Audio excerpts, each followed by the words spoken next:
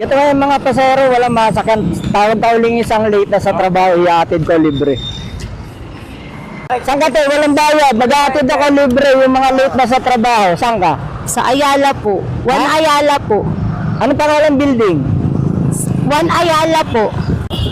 One Ayala. Sakayan po to ng bus eh. Ah, oo, yung terminal. Ako, Totoo hindi na ako ba? makakabalik, tataboy. Sige lang, sakay. Hala.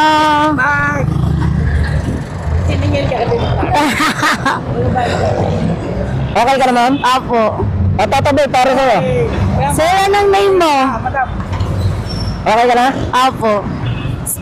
Anong page mo, kuya? Ah, ito, ma'am. Hala, thank you po, kuya. Ito, ma'am. Sige po.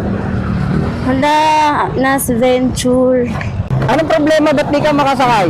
Traffic po, sobrang traffic kasi dito sa amin po eh. Ay, yun ang dahilan. Kaya ako nag-aatid ng libre. Thank you po. Kaso parang duda ka sa akin, ah. Hindi kasi nakakagulat na may nag-o-offer talaga ng libreng sakay. Ah, libre talaga, ma'am. Kita mo, ako pa nga nagbayad dun sa Barker, di ba? Actually, kuya, nagbubuk talaga ako. Eh, magkano din po kapag nag-move it din eh.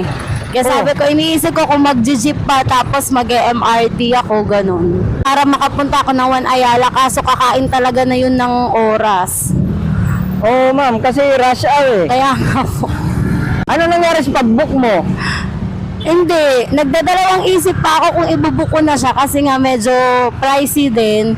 Parang nag-aantay pa ako kung may dadaang crossing kaso punuan din po. Pricey? Bakit magkano ba yun? 150 din. 150? O ngayon, ma'am, kahit piso, wala kang babayaran. Nakakaya nga eh. Thank you, kuya. Tapos nakasave pa ako ng oras. Ito, ma'am, One Ayala. Opo, dito po. Dito ka na? Yes po. Kuya, maraming salamat po. Thank you so much, kuya. You're welcome po, you're welcome. Ano, umabot ka ba sa oras? Ano po? Umabot ka ba sa oras? Ano, okay naman po. Ah, ayun. Mahalaga, umabot ka. Maraming salamat po. You're welcome po. Po kayo, sana maraming subscribe po. You're welcome po, salamat.